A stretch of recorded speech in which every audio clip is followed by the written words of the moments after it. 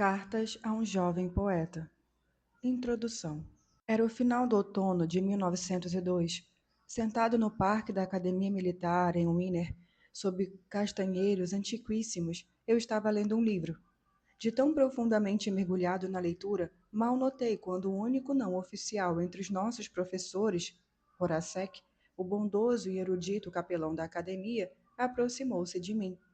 Ele pegou da minha mão o volume, observou a capa e balançou a cabeça. Poemas de Rainer Maria Rilke? Perguntou pensativo.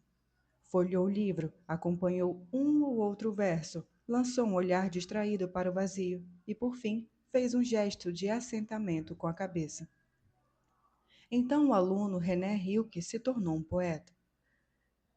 Foi assim que fiquei sabendo de algumas informações acerca do jovem pálido e magro que os pais haviam inscrito havia mais de 15 anos na escola militar em Saint-Pontin, a fim de que ele viesse a ser um oficial.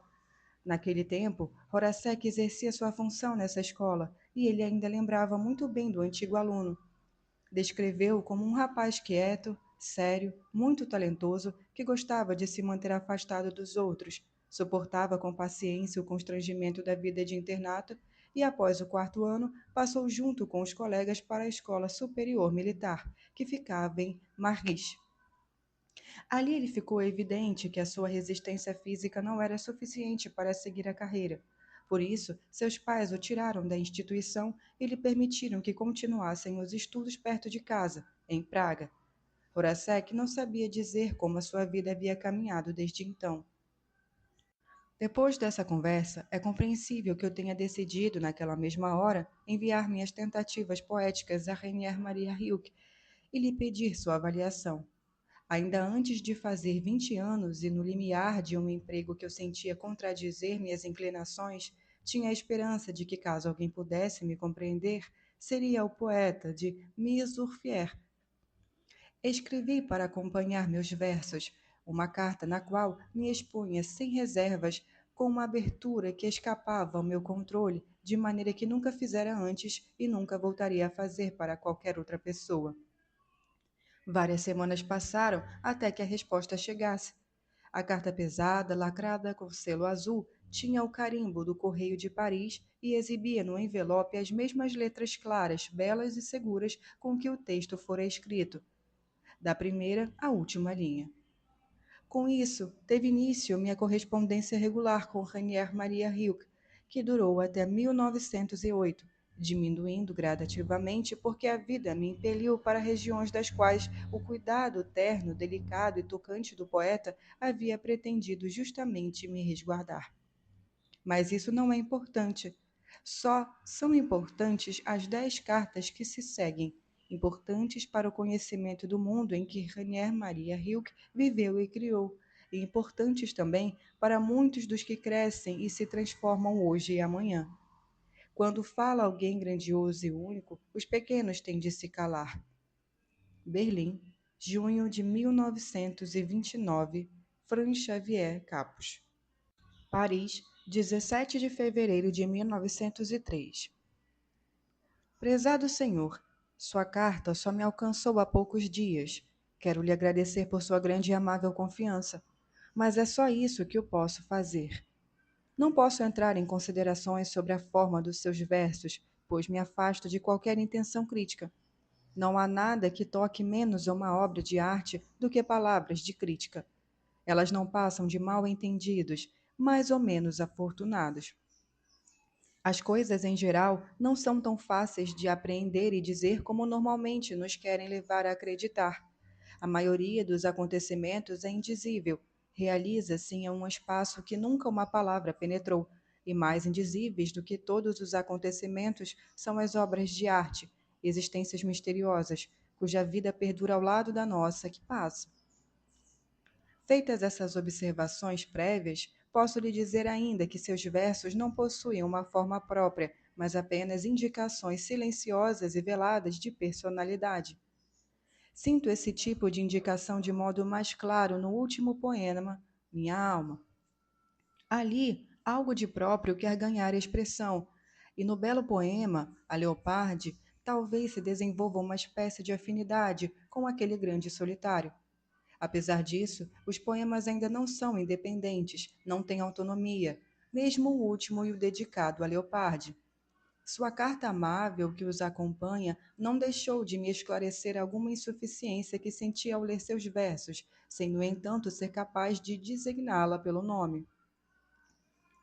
O Senhor me pergunta se os seus versos são bons. Pergunta isso a mim. Já perguntou a mesma coisa a outras pessoas antes. Envia os seus versos para revistas, mas comparações e faz comparações entre eles e outros poemas e se inquieta quando um ou outro redator recusa suas tentativas de publicação. Agora, como me deu licença de aconselhá-lo, lhe peço para desistir de tudo isso. O Senhor olha para fora, e é isso, sobretudo, que não devia fazer agora. Ninguém pode aconselhá-lo e ajudá-lo. Ninguém. Há apenas um meio. Volte-se para si mesmo. Investigue o motivo que o impele a escrever. Comprove se ele estende as raízes até o ponto mais profundo do seu coração. Confesse a si mesmo se o Senhor morreria caso fosse proibido de escrever. Sobre tudo isto, pergunte a si mesmo na hora mais silenciosa de sua madrugada: preciso escrever? Desenterre a si e de si mesmo uma resposta profunda. E se ela for afirmativa, se o Senhor for capaz de enfrentar uma pergunta grave com um forte e simples preciso, então construa sua vida de acordo com tal necessidade. Sua vida tem de se tornar, até na hora mais indiferente e irrelevante, um sinal e um testemunho desse impulso. Então se aproxime da natureza. Procure com o primeiro homem dizer o que vê e vivencia e ama e pede. Não escreva poemas de amor. Evite o princípio aquelas formas que são muito usuais e muito comuns. São elas as mais difíceis, pois é necessário uma força grande e amadurecida para manifestar algo de próprio onde há uma profusão de tradições boas, algumas brilhantes. Por isso, resguarde-se dos temas gerais para acolher aqueles que Deus, seu próprio cotidiano, lhe oferece. Descreva suas tristezas e desejos, os pensamentos passageiros e a crença em alguma beleza. Descreva tudo isso com sinceridade íntima, serena, paciente, e utilize para se expressar as coisas de seu ambiente, as imagens de seus sonhos e os objetos de sua lembrança. Caso seu cotidiano lhe pareça pobre, não reclame dele, reclame de si mesmo. Diga para si mesmo que não é poeta o bastante para evocar suas riquezas, pois para o Criador não há nenhuma pobreza em nenhum ambiente pobre e insignificante. Mesmo que estivesse em uma prisão cujos muros não permitissem que nenhum dos ruídos do mundo chegasse a seus ouvidos, o Senhor não teria sempre a sua infância, essa riqueza preciosa, régia, esse tesouro de recordações? Volte para ela a atenção. Procure trazer à tona as sensações submersas desse passado tão vasto. Sua personalidade ganhará firmeza, sua solidão se ampliará e se tornará uma habitação à meia luz, da qual possa longe o burburinho dos outros. E se desse ato de se voltar para dentro de si, desse aprofundamento em seu próprio mundo, resultar em versos, o senhor não pensará em perguntar a alguém se são bons os versos. Também não tentará despertar o interesse de revistas por tais trabalhos, pois verá neles seu querido patrimônio natural, um pedaço e uma voz de sua vida. Uma obra de arte é boa quando surge de uma necessidade. É no modo como ela se origina que se encontra seu valor. Não há nenhum outro critério. Por isso, prezado Senhor, eu não saberia dar nenhum conselho senão este: voltar-se para si mesmo e sondar as profundezas de onde vem a sua vida. Nessa fonte onde o Senhor encontrará a resposta para a questão de saber se precisa criar. Aceite-a como ela for, sem interpretá-la. Talvez ela revele que o Senhor é chamado a ser um artista. Nesse caso, aceite sua sorte e a suporte, com seu peso e sua grandeza, sem perguntar nunca pela recompensa que poderia vir de fora, pois o Criador tem de ser um mundo para si mesmo e encontrar tudo em si, mesmo e na natureza, na qual se aproximou. Mas talvez, depois desse mergulho em si mesmo e em solidão, o Senhor tenha de renunciar e ser um poeta. Mesmo assim, não terá sido em vão o exame de consciência que lhe peço. Seja como for, sua vida encontrará a partir dele caminhos próprios, e que eles sejam bons, ricos e vastos, que é o conselho que te desejo mais do que posso manifestar. O que ainda devo dizer ao Senhor? Parece-me que tudo foi enfatizado da maneira apropriada. Por fim, gostaria apenas de aconselhá-lo a passar com serenidade e seriedade pelo período de seu desenvolvimento. Não há meio pior de trabalhar esse desenvolvimento do que olhar para fora e esperar que venha de fora uma resposta para questões que apenas seu sentimento íntimo talvez possa responder, na hora mais tranquila. Foi para mim uma alegria encontrar em sua carta o nome do professor Horacek. Guardo uma grande estima por esse amável sábio e uma gratidão que se mantém através dos anos. Por favor, mencione a ele o que sinto. É muita bondade que ainda se recorde de mim e sei apreciá-la. Devolvo também os versos que o Senhor me confiou amigavelmente.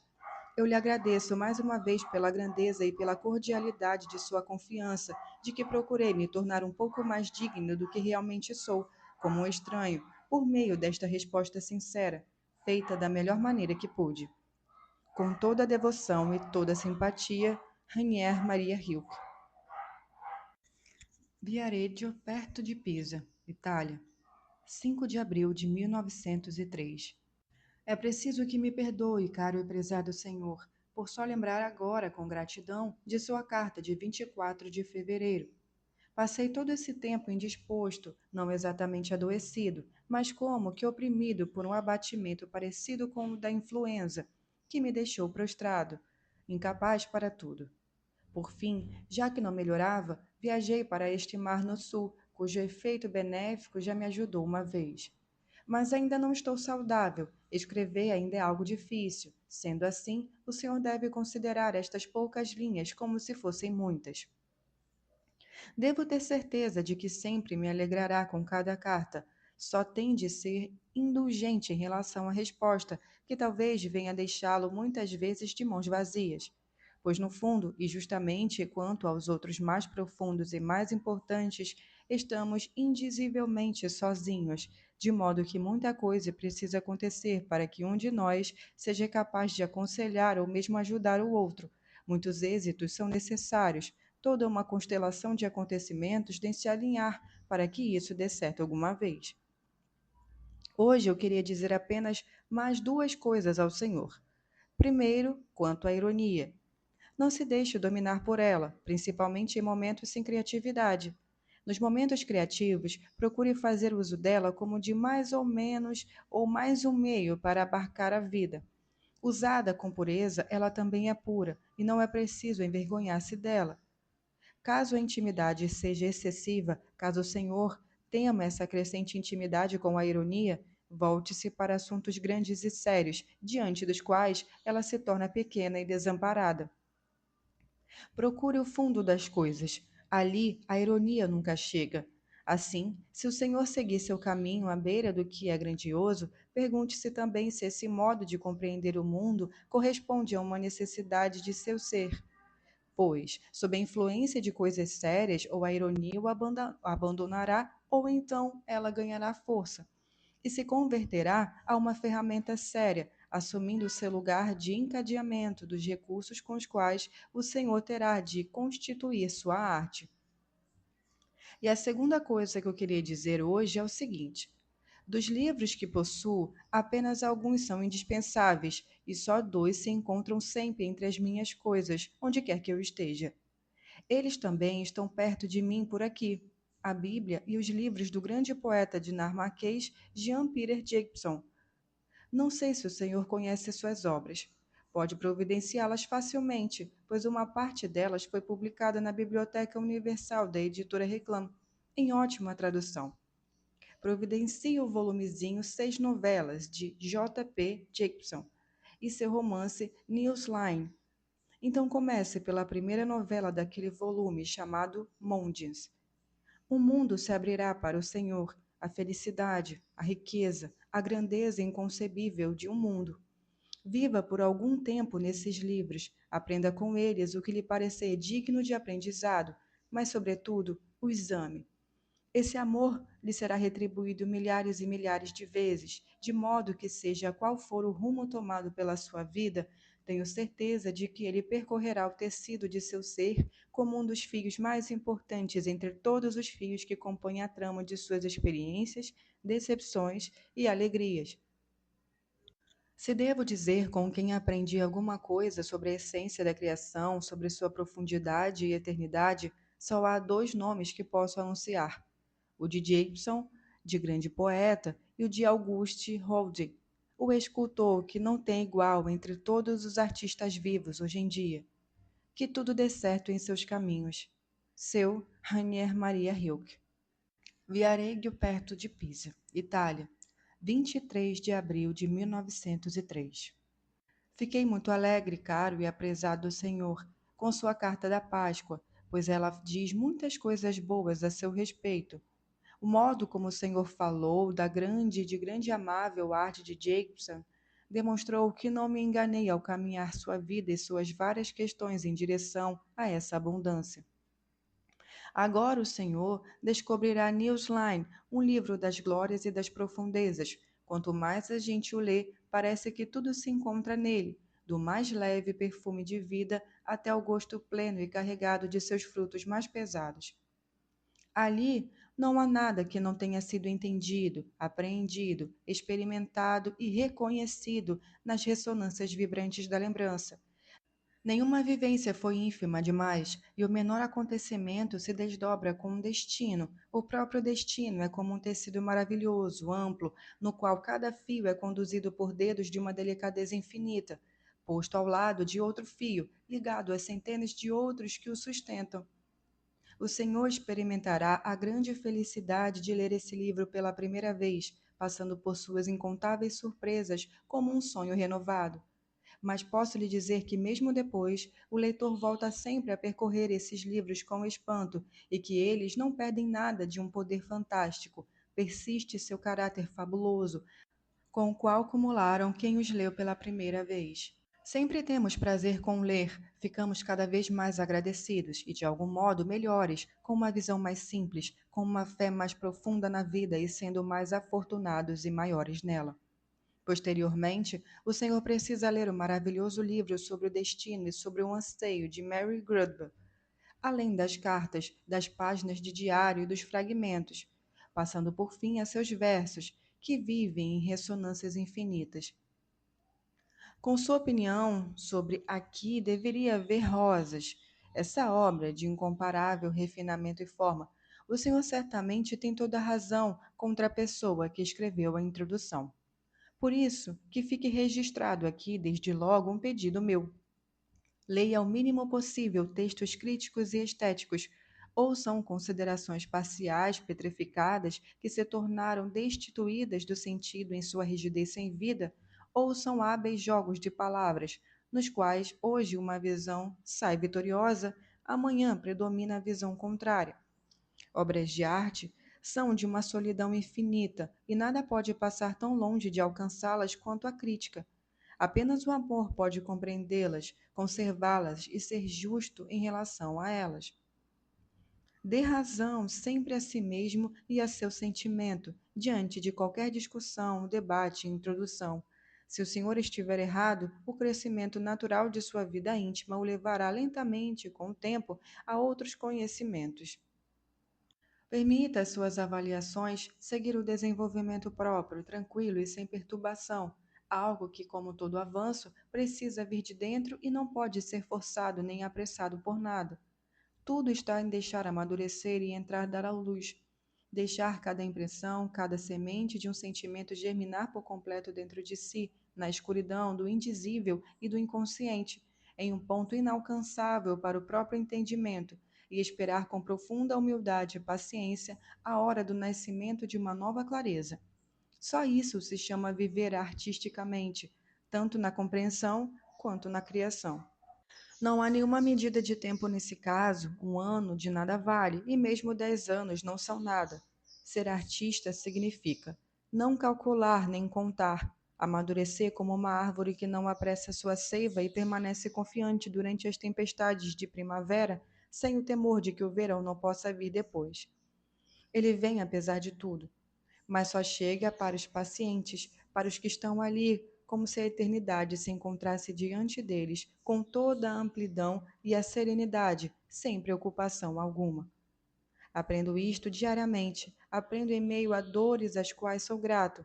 A paciência é tudo. Richard de Mel, com relação a seus livros, ocorre que, ao encontrar uma de mais belas páginas, sempre tenho receio da seguinte, que pode estragar tudo e transformar o que era louvável em algo indigno. O Senhor o caracterizou muito bem com as palavras viver e escrever no cio. De fato, a vivência artística está tão inacreditavelmente próxima da vivência sexual, de sua dor e de seu prazer, que os dois fenômenos, na verdade, constituem apenas formas diversas de um mesmo anseio e de uma mesma aventura. Se, em vez de cio, pudéssemos dizer sexo em um sentido elevado, amplo, puro, não afetado por nenhuma suspeita equivocada por parte da Igreja, a sua arte seria grandiosa e infinitamente importante. Sua força poética é intensa como um impulso primitivo. Ela possui alguns ritmos próprios violentos e jorra como de uma montanha. Contudo, parece que essa força nem sempre é sincera e sem vaidade. Mas essa é mesmo uma das mais difíceis provações para o Criador.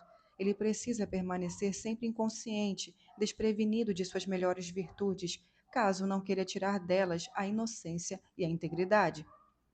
Quando então, irrompendo em seu ser, essa força chega à sexualidade, não encontra ali um ser humano inteiramente puro, como necessitaria encontrar. Há ali um mundo sexual que não é totalmente amadurecido e puro, um mundo que não é suficientemente humano, apenas viril, que é o cio, embriaguez e intranquilidade, carregado com os velhos preconceitos e vaidades com que o homem deformou e sobrecarregou o amor. Como ele ama apenas enquanto homem, não enquanto ser humano, há em suas sensações sexuais algo restrito, aparentemente selvagem, enraivecido, temporário e efêmero. Essa arte não é destituída de máculas, ela é caracterizada pelo tempo e pela paixão. Pouca coisa dela há de durar e permanecer, mas a maioria das formas de arte é assim. Apesar disso, porém, é possível alegrar-se profundamente com o que nela é grandioso, sem se perder com isso e sem se tornar um adepto daquele mundo demeliano, tão infinitamente inquieto, recheado de adultérios e distúrbios, distante dos destinos reais, que causam mais sofrimento do que essas perturbações temporárias, mas também dão mais ocasião para a grandeza e mais coragem para a eternidade. Por fim, no que diz respeito a meus livros, adoraria lhe enviar todos que poderiam trazer alguma alegria para o Senhor. Mas sou muito pobre e meus livros não me pertencem mais, desde que foram publicados. Eu mesmo não posso comprá-los, como gostaria de fazer com frequência, dá-los para as pessoas que lhes demonstrariam afeição. Por isso lhe escrevo em um papel os títulos, e as editoras também, dos meus livros mais recentes. Ao todo, publiquei bem uns 12 ou 13, e deixo a seu cuidado, caro senhor, encomendar algum deles quando tiver uma oportunidade.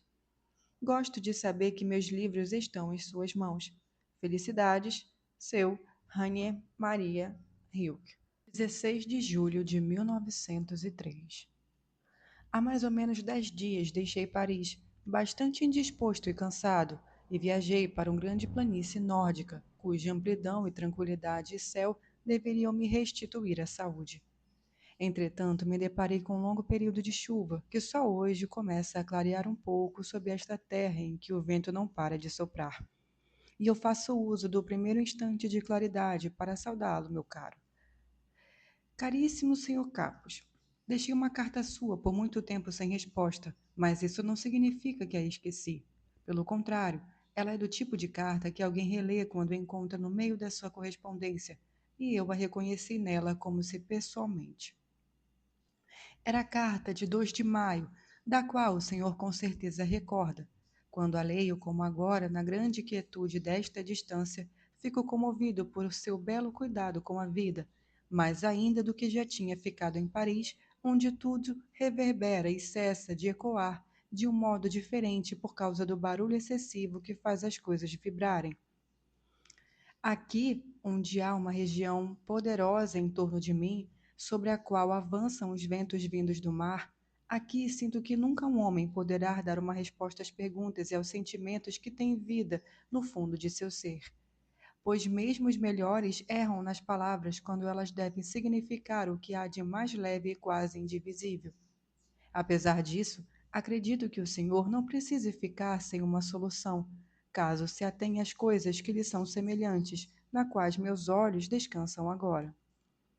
Se o Senhor se ativer à natureza, ao que há de mais simples nela, as pequenas coisas que quase não vemos e de que maneira imprevista podem se tornar grandes e incomensuráveis, se o Senhor tiver esse amor pelo ínfimo e procurar com toda simplicidade conquistar como um servidor a confiança do que parece pobre, então tudo se tornará mais fácil, pleno e de algum modo reconciliador para o Senhor.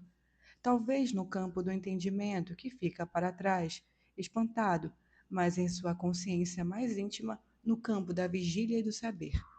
O Senhor é tão jovem, tem diante de si todo o começo, e eu gostaria de lhe pedir da melhor maneira que posso, meu caro, para ter paciência em relação a tudo o que não está resolvido em seu coração. Peço-lhe que tente ter amor pelas próprias perguntas, como quartos fechados e como livros escritos em uma língua estrangeira. Não investigue agora as respostas que não lhe podem ser dadas, porque não poderia vivê-las. E é disto que se trata, de viver tudo.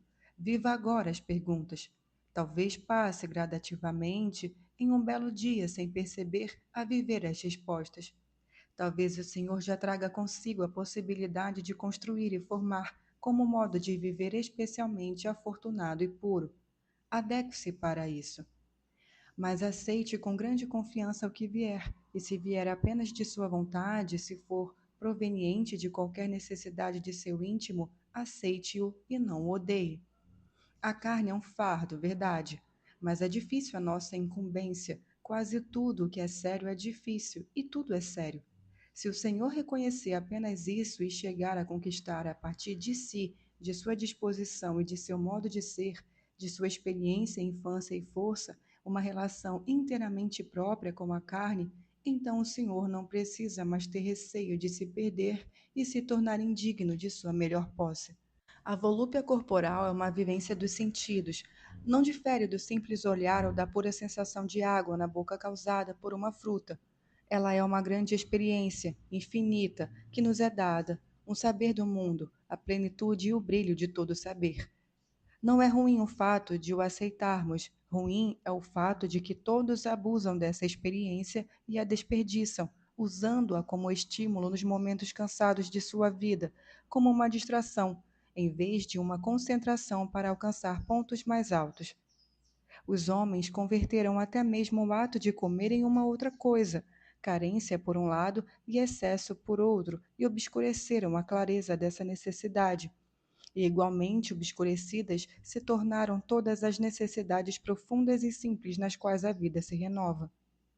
Mas o indivíduo pode esclarecê-las para si mesmo e viver claramente. Ele pode recordar que toda a beleza dos animais e nas plantas é uma forma tranquila e duradoura de amor e anseio. Pode ver o animal como vê as plantas, unindo-se paciente e voluntariamente, multiplicando-se e crescendo não por desejo físico nem por dor física, voltando-se para necessidades que são maiores do que o desejo e a dor, mais poderosas do que a vontade e a resistência. Ah, que o homem pudesse aceitar humildemente esse segredo, do qual a terra está repleta até em suas menores coisas, e o suportasse com seriedade, sentindo como ele é terrivelmente pesado, em vez de tomá-lo de maneira leviana. Que ele tivesse respeito diante de sua própria fecundidade, que é uma só, mesmo parecendo ora espiritual, ora corporal, pois também a criação espiritual provém da física, constitui uma mesma essência, apenas como uma repetição mais silenciosa, mais cativante e eterna da volúpia corporal. A ideia de ser um criador, de gerar, de formar, não é nada sem a sua contínua e grandiosa confirmação e realização no mundo, nada sem o consenso mil vezes repetido por parte das coisas e dos animais. E é só por isso o seu gozo é tão indescritivelmente belo e rico, porque é feito das recordações herdadas da geração e da gestação de milhões de seres. Em um pensamento criador, revivem milhares de noites de amor esquecidas que o preenchem com altivez e elevação. Assim, aqueles que juntam durante as noites e se entrelaçam em uma volúpia agitada fazem um trabalho sério, reúnem doçuras, profundidade e força para a canção de algum poeta vindouro que surgirá para expressar deleites indizíveis. Eles convocam o futuro, mesmo que errem e se abracem cegamente. O futuro virá, apesar de tudo. Um novo homem se elevará, e a partir do acaso que parece se realizar aqui desponta a lei pela qual um germe forte e resistente se lança em direção ao óvulo que vem receptivo ao seu encontro. Não se deixe enganar pelo que é superficial. Nas profundezas tudo se torna lei. Os que vivem mal e de modo falso e segredo, e são muitos, o perdem só para si mesmos e, no entanto, o transmitem como uma carta fechada sem saber. Não se deixe confundir pela multiplicidade dos nomes e pela complicação dos casos. Talvez se encontre acima de tudo uma grande maternidade como anseio comum. A beleza da Virgem, uma criatura que ainda não cumpriu nada, é maternidade que se anuncia e se prepara, que se teme e se anseia. A beleza da mãe é a maternidade que serve, e da mulher idosa é uma grande recordação. Também no homem a maternidade, ao que me parece, é corporal e espiritual. Sua produção também é de um modo de dar à luz, quando ela cria a partir da plenitude de seu íntimo, está dando à luz. Talvez os sexos tenham mais afinidade do que se considera, e a grande renovação do mundo talvez venha a consistir no fato de que o homem e a mulher, libertados de todos os sentimentos equivocados e de todas as contrariedades, não se procurarão mais como adversários, mas como irmãos e vizinhos, unindo-se como seres humanos, para simplesmente suportar juntos, com seriedade e paciência, a difícil sexualidade que foi atribuída a eles. Mas tudo o que talvez um dia ainda seja possível para muitos, o solitário pode, já agora, preparar e construir com suas mãos, que erram menos.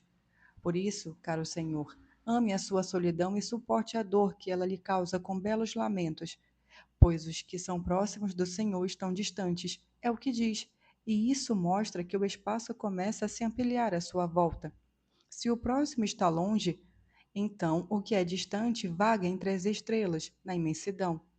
Alegre-se com seu crescimento, para o qual não pode levar ninguém junto, e seja bondoso com aqueles que ficam para trás. Seja seguro e tranquilo diante deles, sem perturbá-los com as suas dúvidas, nem assustá-los com uma confiança ou alegria que eles não poderiam compreender. Procure constituir com eles algum tipo de comunhão simples e fiel, que não precise ser alterada à medida que o Senhor mesmo se modifica cada vez mais. Ame neles a vida que uma outra forma e seja indulgente com pessoas mais velhas que temem a solidão na qual o Senhor tem confiança.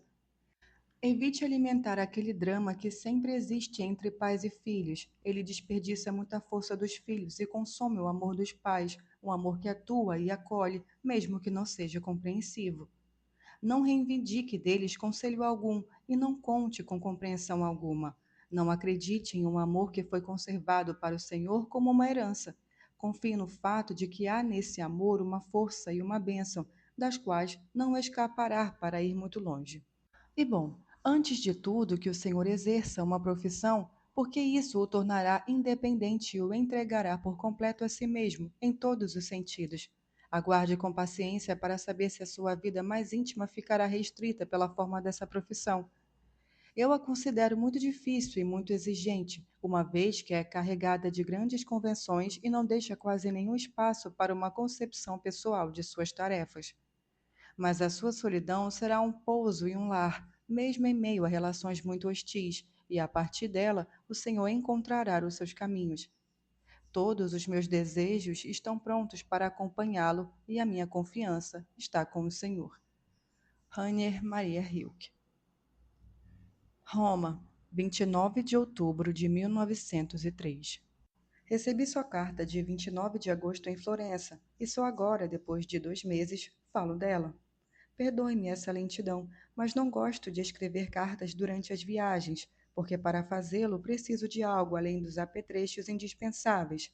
Um pouco de quietude e solidão e uma hora que não seja de completa estranheza. Chegamos a Roma faz mais ou menos 6 semanas, em um momento no qual a cidade ainda era aquela Roma vazia, quente, com a má reputação da febre. E essa circunstância, junto com outras dificuldades práticas de instalação, contribuiu para que a inquietude em torno de nós não tivesse fim e para que o lugar estrangeiro pesasse sobre nós com uma carga de desambientação.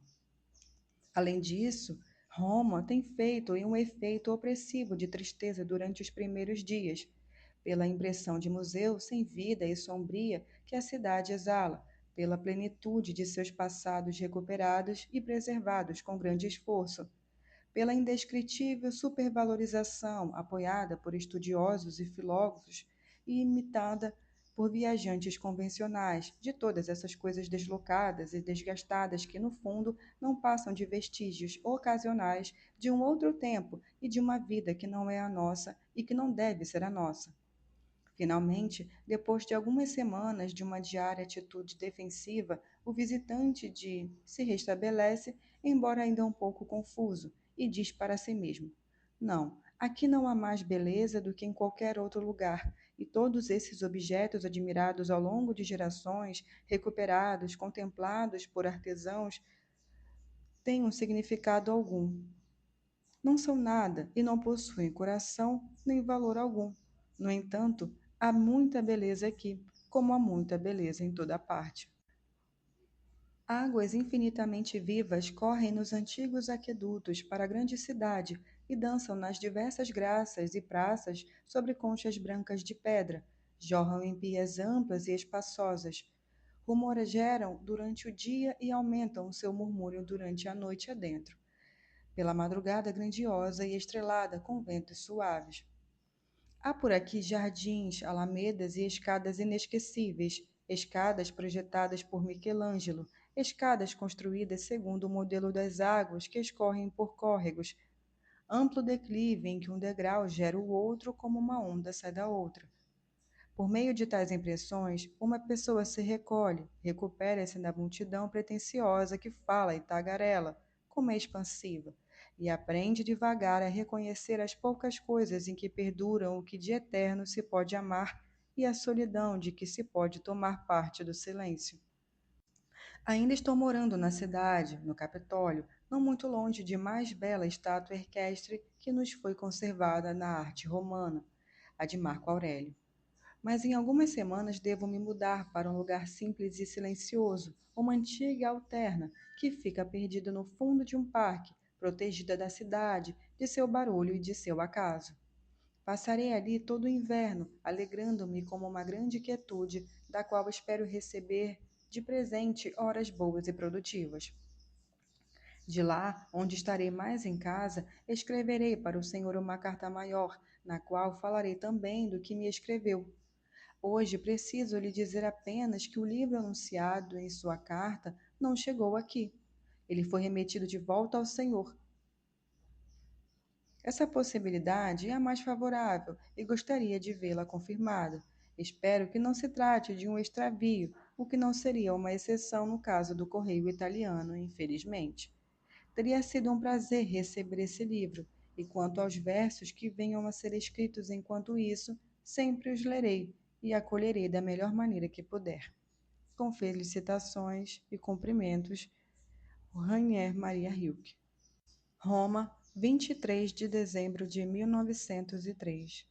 O Senhor não deve ficar sem um cumprimento meu quando o Natal se aproxima, e no meio da festa sua solidão pesa mais do que nunca. Mas se perceber então que ela é grande, alegre-me com isso, pois o que seria uma solidão sem grandeza? Existe apenas uma solidão, e ela é grande, nada fácil de suportar. Acabam chegando as horas em que quase todos gostariam de trocá-la por uma união qualquer, por mais banal e sem valor que seja, trocá-la pela aparência de uma mínima concordância com o próximo, mesmo que com a pessoa mais indigna. No entanto, talvez sejam constantes justamente essas horas em que a solidão cresce, pois o seu crescimento é doloroso como o crescimento de um menino e triste como o início da primavera. Mas isso não deve confundi-lo. O que é necessário é apenas o seguinte: solidão, uma grande solidão interior. Entrar em si mesmo e não encontrar ninguém durante horas, é preciso conseguir isso. Ser solitário como se era quando criança, quando os adultos passavam para lá e para cá envolvidos em coisas que pareciam importantes e grandiosas, porque esses adultos davam a impressão de estarem tão ocupados e porque a criança não entendia nada de seus afazeres. E um dia, ao percebermos que suas ocupações são mesquinhas, que suas profissões são enrijecidas e não estão mais ligadas à vida, por que não olhar para eles como uma criança observa algo de estranho, a partir da profundeza do próprio mundo, da amplitude da própria solidão, que é ela, mesmo o trabalho, um cargo e uma profissão? Por que se desejaria trocar o sábio não entendimento de uma criança pela atitude defensiva e pelo desprezo, uma vez que o não entendimento é estar sozinho, mas a atitude defensiva e o desprezo são participações naquilo de que, com esses recursos, as pessoas querem se afastar? Pense, meu caro, no mundo que o Senhor leva dentro de si. Então dê a esse pensamento o nome que quiser. Pode ser lembrança da própria infância ou anseio do próprio futuro. Apenas preste atenção no que surge a partir de dentro e eleve-o acima de tudo o que o Senhor percebe em torno. Se um acontecimento mais íntimo é digno de todo o seu amor, é nesse acontecimento que o Senhor deve trabalhar de algum modo, sem perder muito tempo nem muito esforço para esclarecer sua posição em relação aos outros homens. Quem é que lhe diz que o Senhor tem uma posição? Eu sei, a sua profissão é dura e cheia de contradições que o afetam, e eu previ as suas queixas, já sabia que elas viriam um dia. Agora que vieram, não posso tranquilizá-lo, posso apenas aconselhar que pondere se todas as profissões não são assim, cheias de exigências, cheias de animosidade contra um indivíduo, repletas do ódio daqueles que se conformaram, resignados e rabugentos, com sua obrigação insossa. O cargo com o qual o Senhor tem de viver agora não é mais carregado de convenções, preconceitos e enganos do que todos os outros cargos. Se há alguns que revelam uma liberdade maior, mesmo assim não existe nenhum que seja amplo e espaçoso, que se relacione com as grandes coisas de que a verdadeira vida é constituída. Apenas um indivíduo solitário é como uma coisa submetida às leis profundas, e quando alguém sai de casa durante uma manhã que se inicia ou olha para fora ao entardecer carregado de acontecimentos, quando sente o que acontece lá fora, qualquer cargo se desprende dele como um morto, por mais que se encontre no meio da vida em sua plenitude. O que o senhor precisa enfrentar agora como oficial, caro senhor Capos, é algo que seria sentido em qualquer outra profissão, até mesmo caso, sem qualquer cargo, tivesse procurado sozinho um contato leve e independente com a sociedade. Não seria poupado desse sentimento opressor. É assim em toda parte, mas isso não é motivo para medo ou tristeza. Se não há nenhuma comunhão entre os homens e o Senhor, procure estar próximo das coisas, que não o abandonarão. Ainda lhe restam as noites e os ventos que passam pelas árvores e sobre muitas terras. Entre as coisas e os animais, tudo ainda é pleno de acontecimentos e que se pode tomar parte. E as crianças ainda são como o Senhor era quando criança, igualmente tristes e igualmente felizes. Quando pensar em sua infância, viva de novo entre elas, de modo que os adultos não sejam nada e suas virtudes não tenham valor algum. Se é algo angustiante e perturbador, pense em sua infância, na simplicidade e na quietude que a envolvem, porque o Senhor não pode mais acreditar em Deus como o via antes. Pergunte a si mesmo, caro senhor Carpos, se perdeu realmente Deus. O que ocorre não é ou não chegou ou jamais a possuí-lo? Pois quando isso teria acontecido? O senhor acredita que uma criança pode sustentá-lo se os homens só o suportam com esforço, se o seu peso esmaga os anciões? Acredita que alguém, caso realmente o possua, pode perdê-lo como se perde uma pedrinha qualquer? Ou não percebe também que quem o tivesse só poderia ter perdido por ele? Contudo, se o Senhor reconhece que ele não se encontrava em sua infância, nem antes, se intui que Cristo foi iludido por sua nostalgia e Maomé foi enganado por seu orgulho. E se o Senhor sente com temor que Deus também não existe agora, neste momento em que falamos dele, então de que vale sentir falta dele, que nunca existiu, como de algo passado, e procurá-lo como se o tivesse perdido?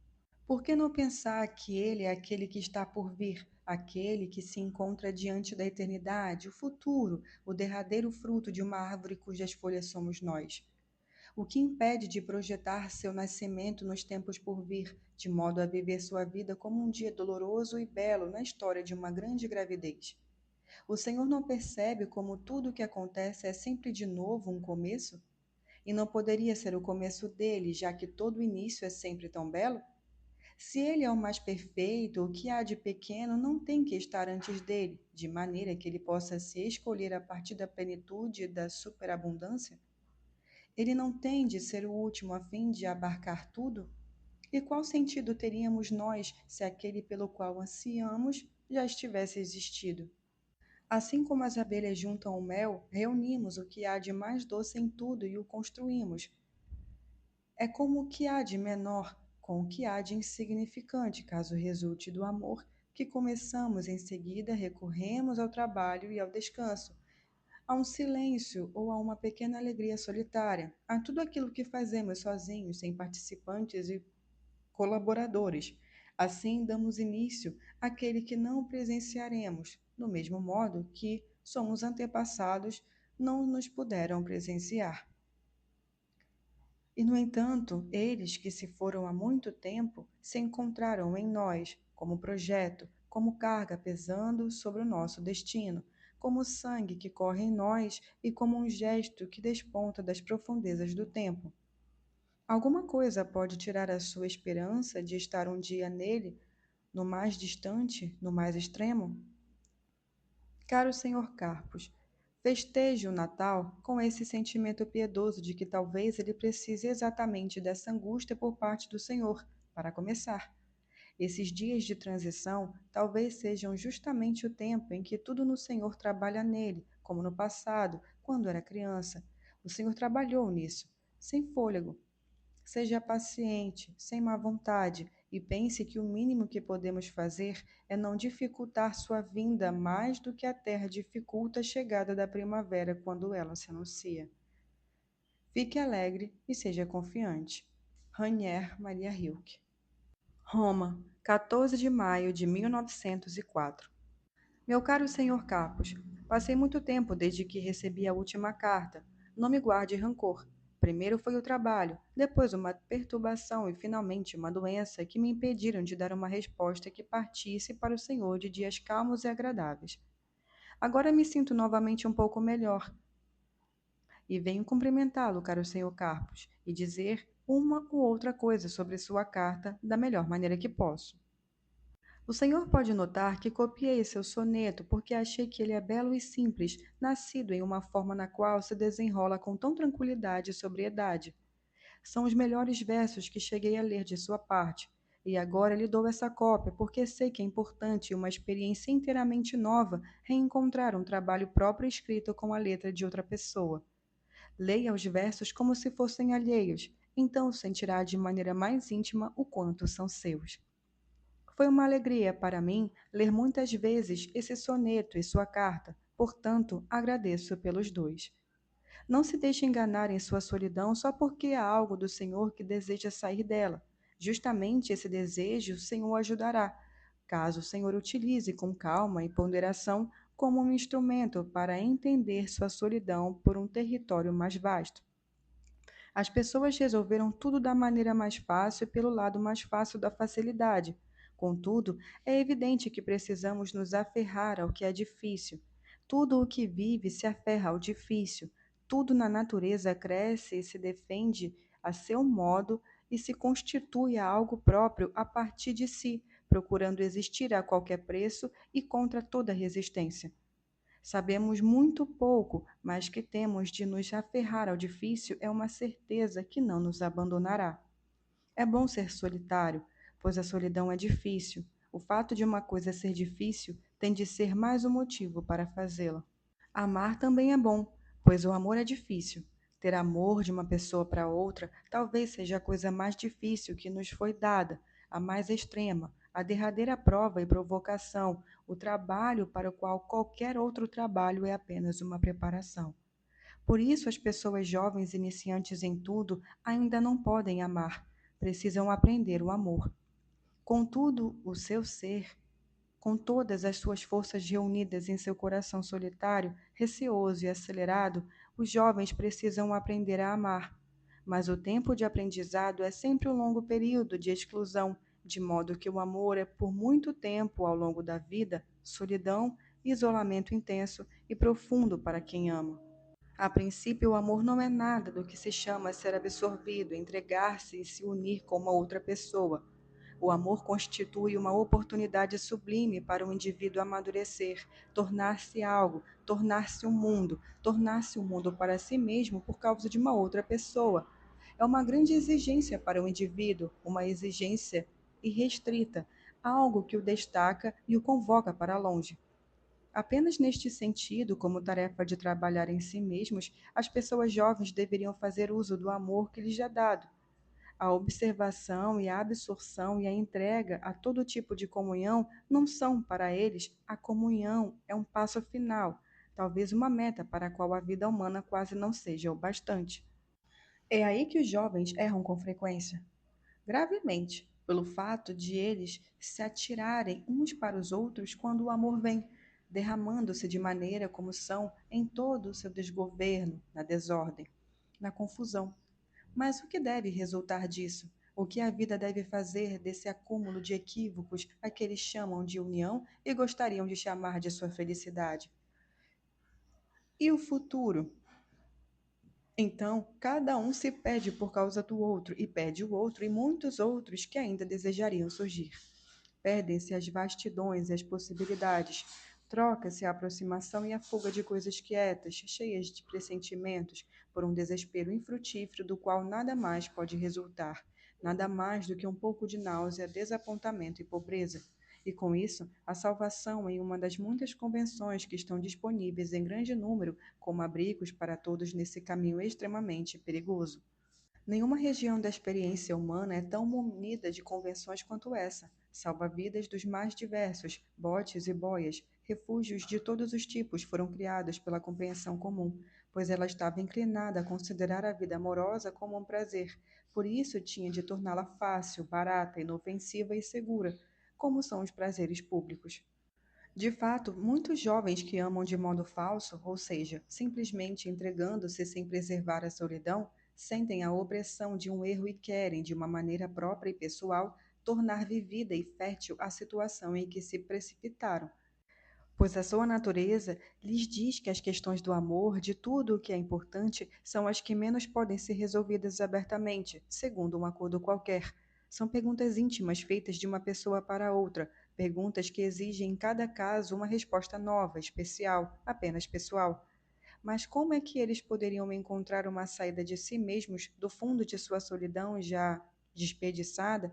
Eles que se atiram, que não se delimitam nem se diferenciam, o que, portanto, possuem nada de próprio.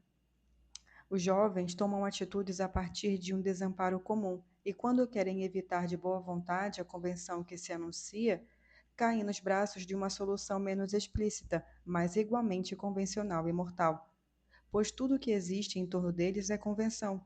Onde quer que se trate de uma comunhão precipitada e turva, todas as atitudes são convencionais. Toda relação resultante de tal mistura possui a sua convenção, mesmo que seja pouco usual. Até a separação seria um passo convencional, uma decisão ocasional e impessoal, sem força e sem frutos. Quem observa com seriedade descobre que, assim como para a morte, que é difícil, também para o difícil amor não se reconheceu ainda nenhum esclarecimento, nenhuma solução, nem aceno, nem caminho. Para essas duas tarefas que carregamos e transitamos secretamente sem esclarecer, nunca se achará uma regra comum baseada em um acordo. Contudo, à medida que começamos a tentar a vida como indivíduos, essas grandes coisas se aproximam muito de nós, os solitários. As exigências que o difícil trabalho do amor impõe ao nosso desenvolvimento são sobre-humanas, e nós, como iniciantes, não podemos estar à altura delas. Mas se preservamos e assumimos esse amor como de uma carga em um período de aprendizado, em vez de nos perdermos em todo jogo fácil e frívolo atrás do qual as pessoas se esconderam da mais séria gravidade de sua existência, talvez se perceba um pequeno avanço e um alívio para aqueles que virão muito depois de nós, e isso já seria muito. No entanto, só chegamos no máximo a considerar objetivamente e sem preconceitos a relação de um indivíduo com outro indivíduo, e nessas tentativas de viver tais relacionamentos não tem nenhum modelo diante de si. Mesmo assim, há, na própria passagem do tempo, algo que ajuda a nossa iniciação hesitante. A menina e a mulher, em seu desdobramento novo e próprio, serão apenas de passagem imitadoras dos vícios e das virtudes masculinas e repetidoras das profissões dos homens. Depois da incerteza dessas transições, o que se revelará é que as mulheres só passaram por todos esses sucessivos disfarces para purificar sua própria essência das influências deformadoras do outro sexo. As mulheres nas quais a vida se instala e habita de modo mais imediato, frutífero e cheio de confiança, no fundo precisam ter se tornado seres humanos mais maduros, mais humanos do que o homem, pois ele não precisa e ele não passa de um ser leviano, que é um mergulhado sob a superfície da vida pelo peso de um fruto carnal que menospreza, arrogante e apressado, aquilo que passa e que pensa o amor. Essa humanidade da mulher, realiza e realizada em meio a dores e humilhações, virá à tona quando ela tiver se livrado das convenções do exclusivamente feminino nas transformações de sua situação exterior. E os homens que hoje não a sentem a vir ainda serão surpreendidos e derrotados por essa humanidade. Um dia, um dia se encontrarão a menina e a mulher cujos nomes não significarão apenas uma oposição ao elemento masculino, mas ao algo que de independente, algo que não fará pensar em complemento ou em limite, apenas na vida e na existência, o ser humano feminino. Tal progresso transformará profundamente a vivência do amor. Agora cheio de equívocos, trará alterações profundas, configurando uma relação de ser humano com ser humano, não mais de homem e mulher. E esse amor mais humano será semelhante àquele que nós preparamos, lutando com esforço, portanto, ao amor que consiste na proteção mútua, na delimitação e saudação de duas solidões. E ainda isto, não creia que aquele grande amor que um dia se impôs ao Senhor quando garoto perdeu-se. Será possível saber com certeza se naquele tempo não amadureceram grandes e belos desejos, propósitos dos quais o Senhor vive ainda hoje. Acredito que aquele amor permanece tão forte e intenso em sua lembrança porque foi sua primeira solidão profunda, o primeiro trabalho íntimo com que o Senhor elaborou sua vida. Tudo de bom, caro Senhor Capos. Soneto. Pela minha vida sem amargura, sem suspiro, vai uma dor sombria. Dos meus sonhos, a florescência pura é a bênção de meu mais tranquilo dia. Às vezes cruzo a trilha que acompanho a grande questão. Sigo assim, frio, pequeno, como a margem de um rio, do qual não ouso medir o tamanho. Então me vem um lamento, um torpor cinza como nas noites de verão, céus em que raro uma estrela se acende. Minhas mãos tateiam por amor, porque gostaria de fazer uma oração, mas ela escapa à minha boca quente. Franz Capos. 12 de agosto de 1904, Suécia. Quero conversar de novo com o senhor por um momento, meu caro Capos, embora não possa dizer quase nada que o ajude, quase nada de útil. O senhor teve muitas e grandes tristezas que passaram, e diz que mesmo esta passagem foi difícil e perturbadora. Mas, por favor, avalie se essas grandes tristezas não atravessavam o seu íntimo, se muita coisa no senhor não se transformou, se algum lugar, algum ponto do seu ser não se modificou enquanto o senhor estava triste. Só são ruins e perigosas as tristezas que carregamos em meio às pessoas para dominá-las, como doenças que são tratadas de modo superficial e leviano. Elas apenas recuam e, após uma pequena pausa, irrompem ainda mais terríveis. Essas tristezas se acumulam no íntimo e constituem a vida, constituem uma vida não vivida, desdenhada, perdida, de que se pode morrer. Se nos fosse possível ver além do alcance de nosso saber e ainda um pouco além da obra preparatória do nosso pressentimento, talvez suportássemos as nossas tristezas com mais confiança do que nossas alegrias. pois elas são os instantes em que algo de novo penetrou em nós, algo desconhecido. Nossos sentimentos se calam em um acompanhamento tímido.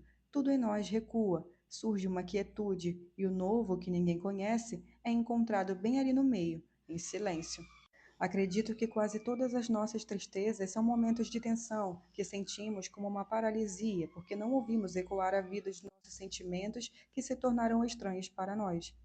Isso porque estamos sozinhos com o estranho que entrou em nossa casa, porque tudo que era confiável e habitual nos foi retirado por um instante, porque estamos no meio de uma transição, em um ponto no qual não podemos permanecer. É por isso que a tristeza também passa. O novo em nós, o acréscimo, entrou em nosso coração, alcançou seu recanto mais íntimo e mesmo ali ele já não está mais. Está no sangue. E não percebemos o que houve. Seria fácil nos fazer acreditar que nada aconteceu. No entanto, nos transformamos, como era uma casa e como uma casa se transforma quando chega um hóspede. Não somos capazes de dizer quem chegou, talvez nunca cheguemos a saber, mas vários sinais indicam que o futuro entra em nós dessa maneira, para se transformar em nós muito antes de acontecer. Por isso, é tão importante estar sozinho e atento quando se está triste, porque o instante aparentemente parado, sem nenhum acontecimento, no qual o nosso futuro entra em nós, está bem mais próximo da vida do que aquele outro ponto, ruidoso e acidental, em que ele acontece como quem vindo de fora. Quanto mais tranquilos, pacientes e receptivos formos quando estamos tristes, quanto mais profundo e mais firme o modo como o novo entra em nós, tanto mais fazemos por merecê-lo, tanto mais ele se torna o nosso destino. Assim, quando em um dia distante o novo acontecer, estaremos intimamente familiarizados com ele e nos sentiremos próximos. É necessário que isso ocorra. É necessário, dessa maneira, se dar aos poucos a nossa evolução, que não experimentemos nada de estranho, mas apenas aquilo que nos pertence há muito tempo. Já foi preciso modificar tantos conceitos relativos ao movimento e também se aprenderá gradativamente que vem de dentro dos homens aquilo a que damos o nome de destino. Não se trata de algo que entra neles partindo de fora. Muitos destinos não foram absorvidos pelos homens, não foram transformados enquanto viviam neles. Só por isso, eles não foram identificados como algo que era proveniente dos próprios homens. O acontecimento aparecia como algo tão estranho que eles, em seu espanto confuso, julgavam que ele tinha surgido neles exatamente naquele instante, pois juravam nunca ter encontrado nada semelhante em si mesmos. Assim como por muito tempo os homens se enganaram a respeito do movimento do Sol, eles ainda se enganaram e se enganam enquanto o movimento do porvir. O futuro permanece firme, caro senhor Capos, mas nós não movemos no espaço infinito. Como isso não seria difícil para nós? Voltando ao assunto da solidão, fica cada vez mais claro que, no fundo, ela não é nada que se possa escolher ou abandonar. Somos solitários. É possível iludir-se a esse respeito e agir como se não fôssemos. É tudo. Muito melhor, porém, é perceber que somos solitários e partir exatamente daí. Com certeza acontecerá de sentirmos vertigens, pois todos os pontos em que nossos olhos costumavam descansar nos são tirados. Não há mais nada próximo, e toda distância é uma distância infinita. Quem fosse reiterado ou retirado de seu quarto, quase preparação ou transição, e posto nas alturas de uma grande montanha necessariamente, sentiria algo semelhante. Uma insegurança sem igual, um abandono ao inominável quase o aniquilariam. Ele pensaria estar caindo ou sendo arrastado pelos ares ou destroçado em mil pedaços. Seu cérebro precisaria inventar uma mentira enorme para captar e esclarecer a situação de seus sentidos. É isso que se modificam para quem se torna solitário todas as distâncias, todas as medidas. Dessas modificações, há muitas que ocorrem repentinamente. Como para aquele homem no pico da montanha, surgem então imaginações inabituais e sensações estranhas, que parecem ultrapassar a medida do que se pode suportar. No entanto, é necessário que vivamos também isso. Precisamos aceitar a nossa existência em todo o seu alcance. Tudo, mesmo o inaudito, tem de ser possível nela. No fundo, é esta a única coragem que se exige de nós, sermos corajosos diante do que é mais estranho, mais maravilhoso e mais inexplicável entre tudo com que nos deparamos. O fato de os homens terem sido covardes nesse sentido causou danos infinitos à vida. As experiências que são chamadas de fenômenos, todo o suposto mundo dos espíritos, a morte, todas essas coisas tão familiares para nós foram tão excluídas da vida por meio de uma atitude cotidiana defensiva que os sentidos com os quais poderíamos aprendê-las se atrofiaram. Sem falar em Deus, mas o medo do inexplicável não empobreceu apenas a existência individual, também as relações entre as pessoas foram limitadas por ele, como que transferidas do leito de um rio de infinitas possibilidades para um local ermo da margem, onde nada acontece. Pois não apenas a indolência que faz as relações humanas se repetirem de modo tão monótono e sem renovação de caso a caso, é a timidez diante de qualquer experiência nova e imprevista para a qual não nos consideramos amadurecidos. Mas apenas quem está pronto para tudo, quem não exclui nada, nem mesmo o mais enigmático, viverá a relação com uma pessoa como algo vivo e irá até o fundo de sua própria existência. Pois, se pensamos a existência do indivíduo como um cômodo de dimensões maiores ou menores, revela-se que a maioria de nós só chega a conhecer um canto de seu quarto, um local perto da janela, uma faixa na qual ainda para lá e para cá. Contudo, é muito mais humana do que essa segurança, aquela incerteza cheia de perigos que leva os prisioneiros dos contos de Poe a tatearem as formas de seus cárceres aterrorizantes e a não serem alheios aos horrores indizíveis em sua permanência ali.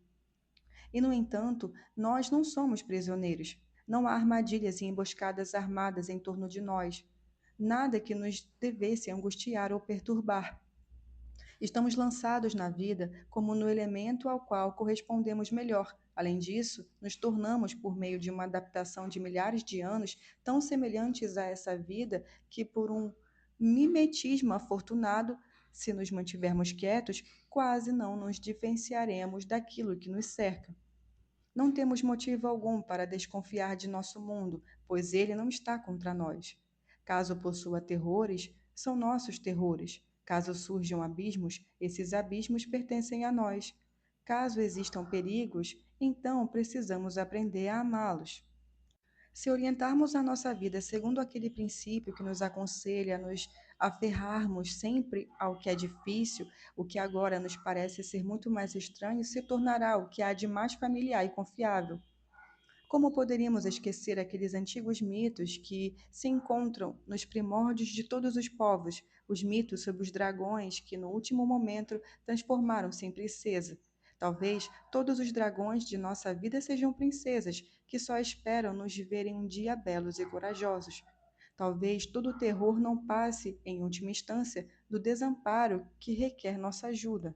Assim, não é preciso se assustar, meu caro Capos, quando uma tristeza se ergue à sua frente, tão grande como o Senhor nunca viu, quando uma inquietação passa a ser sobre as suas mãos e repassa todas as suas ações como a luz e a sombra das nuvens. É preciso pensar que acontece algo com o Senhor, que a vida não o esqueceu, que ela segura sua mão e não o deixará cair. Porque o Senhor pretende excluir da sua vida qualquer inquietude, qualquer dor, qualquer melancolia, sem saber o que essas circunstâncias realizam. Por que perseguir a si mesmo com estas perguntas? De onde pode vir tudo isso e para onde vai? No entanto, o Senhor sabe que está em meio a transições e não desejaria nada mais do que se transformar. Se algum dos seus procedimentos for doentio, considere que a doença é um meio com o qual o organismo se liberta de corpos estranhos. Por isso, é apenas preciso ajudá-lo a estar doente, a assumir e ter sua doença por completo, pois é esse o seu curso natural. Agora acontece tanta coisa em seu íntimo, meu caro Capos. É preciso ter paciência como um doente e ter confiança como um convalescente, pois talvez o Senhor seja ambas as coisas. Mais ainda, o Senhor também é um médico que tem de tratar de si mesmo. Mas em toda doença, há muitos dias em que o médico não pode fazer nada além de esperar. E é isso. Mais do que qualquer outra coisa que o Senhor possa fazer ou possa ser seu próximo médico, precisa fazer agora. Não se observe demais, não tire conclusões demasiado apressadas daquilo que lhe acontece. Deixe simplesmente as coisas acontecerem. senão facilmente chegará a considerar com censuras morais o seu passado, que naturalmente tem participação em tudo aquilo que o Senhor se depara agora, mas dos erros, desejos e nostalgias de seu tempo de menino. O que atua agora em sua pessoa não é o que o Senhor tem de memória e reprova. As relações extraordinárias de uma infância solitária e desamparada são tão difíceis, tão delicadas, tão complicadas, submetidas a tantas influências e ao mesmo tempo tão desligadas de todas as circunstâncias reais da vida, que quando surge um vício, não se deve dar a ele sem mais o nome de vício. Em geral, é preciso ter muito cuidado com os nomes. Muitas vezes, é o nome de um crime que destrói uma vida, e não a própria ação pessoal e inominada, que talvez fosse uma necessidade muito determinada dessa vida e pudesse ser acolhida sem esforço por ela. O dispêndio de energia só lhe parece tão grande porque o Senhor superestima a vitória. Não é ela a grandiosa realização que o Senhor pretende ter conseguido, embora tenha razão com relação ao seu modo de sentir. O grandioso é o fato de haver algo ali que o Senhor pôde colocar no lugar daquele engano, algo de verdadeiro e real. Sem isso, mesmo a sua vitória teria sido apenas uma reação moral, sem um significado amplo, mas dessa maneira ela se tornou uma parcela de sua vida. Da sua vida, caro Senhor Carpos, na qual penso fazendo tantos votos. Lembre-se de como essa vida aspirava desde a infância dos pelos grandes. Vejo como ela agora parte das grandes para aspirar pelos maiores. É por isso que ela nunca deixa de ser difícil, mas também é por isso que nunca deixará de crescer. Se ainda posso acrescentar algo, é o seguinte: não acredite que quem procura consolá-lo vive sem esforço, em meio às palavras simples e tranquilas que às vezes lhe fazem bem. A vida dele tem muita labuta e muita tristeza e permanece muito atrás dessas coisas. Se fosse de outra maneira, nunca teria encontrado aquelas palavras. Rainier Maria Rilke. Suécia, 4 de novembro de 1904.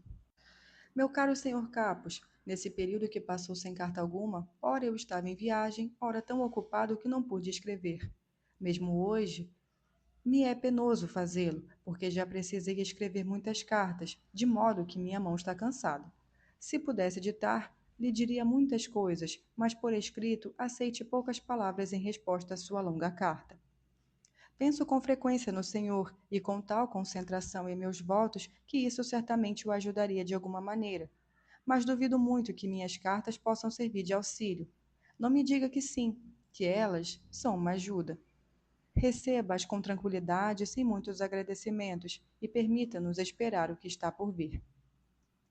Talvez não adiante eu examinar palavra por palavra a sua carta, pois não há novidade no que poderia dizer acerca da sua tendência para a dúvida ou de sua incapacidade de harmonizar a vida anterior e a exterior, ou acerca de tudo mais que o atormenta.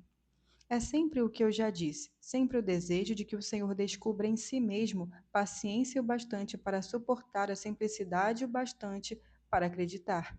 Que o Senhor ganhe mais e mais confiança para aquilo que é difícil, para a sua solidão em meio aos outros. De resto, deixe a vida acontecer. Acredite em mim, a vida tem razão em todos os casos. Quanto aos sentimentos, são puros todos os sentimentos que o Senhor acumula e eleva. Impuro é o sentimento que abrange apenas um lado de seu ser e assim o desfigura. Tudo o que o Senhor pode pensar a respeito da sua infância é bom. Tudo o que faz do Senhor mais do que foi até agora em suas melhores horas é correto. Toda a intensificação é boa, caso esteja em todo o seu sangue, caso não seja embriaguez nem obscuridade, mas alegria da qual se enxerga o fundo. Entende o que quero dizer? Sua tendência para a dúvida pode se tornar uma boa qualidade se o Senhor a educar. Ela precisa se tornar saber, precisa se tornar crítica. Pergunte a ela a cada vez que quiser estragar algo seu, porque algo é feio, exige provas dela. Teste-a, e o Senhor talvez a deixe indecisa e confusa, talvez revoltada. Mas não desista, reivindique argumentos e age assim, de modo atento e coerente a cada vez. Dessa maneira chegará o dia em que sua dúvida se converterá de uma destruidora em sua melhor colaboradora, talvez a mais esperta no meio de tudo aquilo que trabalha na construção de sua vida. Isso é tudo o que sou capaz de lhe dizer hoje, caro senhor Carpos. mas lhe envio junto uma cópia de um pequeno poema que foi publicado. Nele continuo a lhe falar sobre a vida e a morte, sobre o quanto ambas são grandes e magníficas. Rainier Maria Rilke. Dia posterior ao Natal, 1908. O senhor deve saber, caro senhor Capos, como estou alegre por ter em mãos esta sua bela carta. As notícias que me dá, reais e explícitas como são desta vez, parecem-me boas, e quanto mais considero o assunto, mais os percebo como sendo boas de fato. Na verdade, pretendia lhes escrever isso para a noite de Natal, mas em função do trabalho variado ao qual dedico minha vida ininterruptamente, neste inverno, a velha festa chegou tão depressa que mal tive tempo para tomar as providências necessárias, muito menos para escrever. Entretanto, pensei no Senhor muitas vezes nesses dias festivos e fiquei imaginando como devia estar em seu forte solitário, entre as montanhas isoladas sobre as quais se precipitam aqueles grandes ventos do sul, como se quisessem devorá-los. Deve ser imenso o silêncio em que tais ruídos e movimentos têm lugar. E quanto se pensa que a tudo isso ainda se acrescenta a presença do mar longínquo, ressoando talvez como um tom mais íntimo daquela harmonia pré-histórica. Só se pode desejar ao Senhor que, cheio de confiança e paciência, deixe trabalhar em sua pessoa a grandiosa solidão que não poderá mais ser riscada de sua vida. Essa solidão permanecerá e atuará de modo decisivo e sutil em tudo o que o Senhor tem a experimentar e a fazer, como a influência anônima, como o sangue de antepassados que percorre as nossas veias continuamente, compondo com o nosso próprio sangue o que somos de único e irrepetível a cada nova guinada de nossa vida. Sim, alegre-me que o Senhor tenha essa experiência firme e manifesta, esse título, essa uniforme, esse serviço, tudo de palpável e delimitado que em tais circunstâncias, com uma guarnição isolada e não muito numerosa, ganha seriedade e necessidade. Acima do caráter brincalhão e da vadiação que fazem parte da profissão militar, tudo isso significa uma aplicação diligente e não só permite, mas justamente educa uma atenção independente. O fato de nos encontrarmos em situações que trabalham em nós e de tempos em tempos nos põem diante de grandes coisas da natureza é tudo o que se faz necessário. Também a arte é apenas um modo de viver, e é possível se preparar para ela sem saber, vivendo de uma maneira ou de outra. Em tudo o que é real, há mais proximidade dela do qual nas falsas profissões semi-artísticas que, ao simular uma proximidade da arte, na prática negam e atacam a existência de qualquer arte. Por exemplo, todo o jornalismo faz isso, assim como quase toda a crítica e 3/4 do que se chama de pretende ser chamado de literatura. Alegre-me, em suma, que o Senhor tenha superado o perigo de cair nessa armadilha e se encontre em meio a uma realidade bruta, solitário e corajoso. Espero que o próximo ano o mantenha assim e o fortaleça. Sempre seu, Rainier Maria Rilke.